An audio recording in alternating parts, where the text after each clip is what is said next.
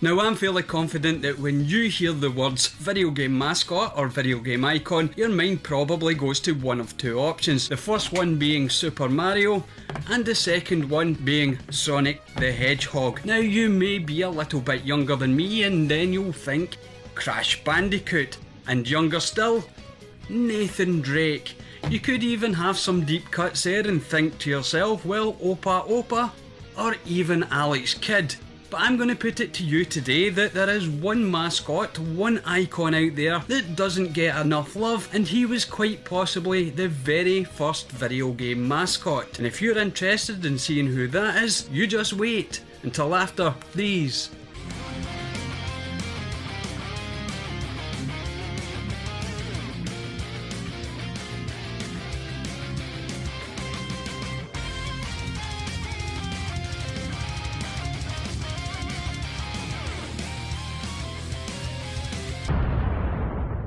Now of course I'm not going to blame you if you think that Mario is the very first video game mascot, because let's face it, until 1991 when Sonic the Hedgehog appeared, he had no real competition on the global stage. But does being recognised on the global stage make you a true video game mascot or icon? Well, I'm going to argue here no, because the video game icon that probably was the first, and definitely the first one that I encountered, was none other than the amorphous blue blob by the name of Horus.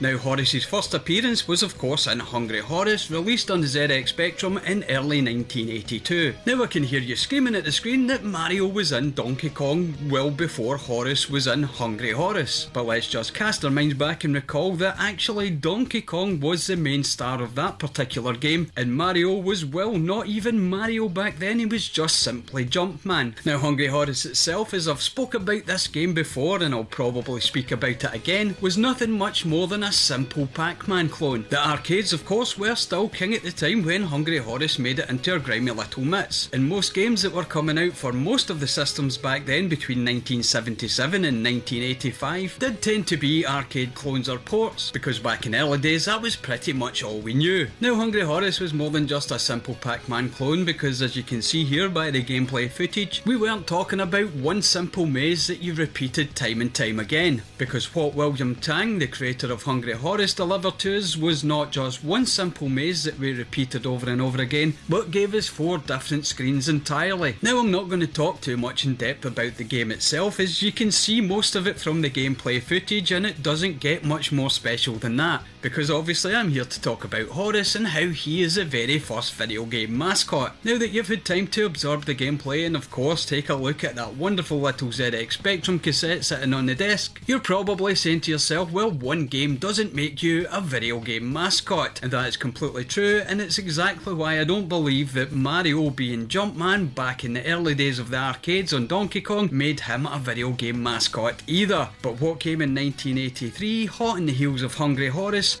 was Horace Goes Skiing, and that was also on the ZX Spectrum. Now I will point out that Horace, both these games here, did make their way onto the Commodore 64 and the Dragon 32, but let's be fair here, the ZX Spectrum is absolutely where Horace made his first home, made his first appearance, and also lasted the longest. Now with Horace Goes Skiing we have another look at an arcade clone, because the very first part of Horace Goes Skiing is nothing more than a Frogger clone. Frogger, another popular game back in the 80s along with Pac-Man, was low-hanging fruit for the developers for the home systems back in the day, so Horace Goes Skiing wasn't even the only Frogger clone out there. What Horace Goes Skiing did, however, because it clues in the title, is that he went skiing. The first part of the game you try to get Horace across a very busy road, and yes, there is some irony as the ambulance will knock you down more than any other vehicle, but if you do get across the road you get to hire your skis, try to make your way back across the road again, and then you're onto a basic ski simulator. Now yes, it's not like ski simulators that we might see in games these days, but for 1983 this was absolutely cutting edge stuff, which also had so much hidden in the game that I didn't realise until only a few months ago that skiing over the snowdrifts in this game was how you scored points. Obviously my 10-year-old brain at the time thought it was sticking between the gates was what you had to do, and that was religiously how I played this game. When you reach the goal of the ski section of this game, you're back to the road, you have to cross across it again to get back up the slope and repeat the process, because games in the early 1980s, they were all about high score, and much like the Pac-Man clone of Hungry Horace, the Frogger skiing mashup of Horace Goes Skiing was another high score game that you would play time and time again and compete against your friends. But more importantly, it was Horace's second game in under a year. So 2 games in under a year, does that make Horace a video game mascot? Well, it did to me obviously, or I wouldn't be making this video, but does it to you? Or will I convince you with the fact that this is the third Horace game, Horace and the Spiders?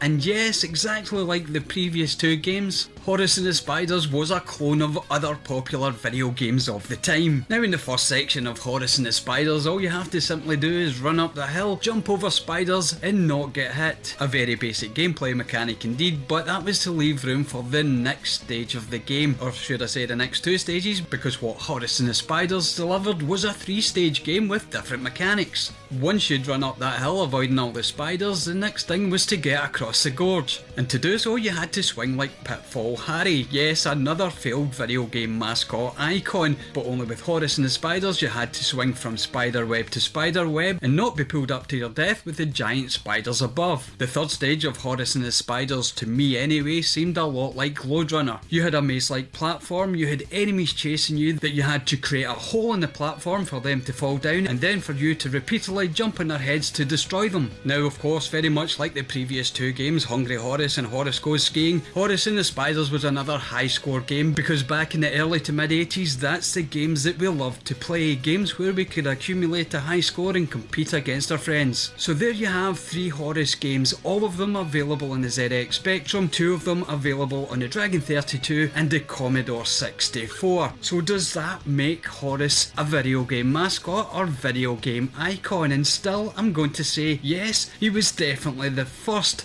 Now you're probably at the point where you're going to agree with me that Horace is in fact a video game mascot, especially for the ZX Spectrum, but when it comes to terms of being an icon, well, do you need longevity? Well, if it's longevity that you require for your video game icon, then there was a 4th Horace game planned and in the works. It should have been released in 1985, but unfortunately the creator of Horace, William Tang, suffered a collapsed lung and sort of faded away from the video game industry, and sadly put to end the legacy of Horace on the ZX Spectrum or any other microcomputer of that time. But of course, one creator does not make an icon. Many of the great icons of the past, Mario, Sonic, Crash Bandicoot, have all passed through different hands at one stage of their evolution. And in the 1990s, there was another Horace game released, this time for the Scion 3 PAM computer. Now it does seem like an odd device to have a Horace game on, and it's a shame that it was only ever released in that particular format. But it did go to show that Horace had made quite an impact on the video game scene back in the day, and it was being carried on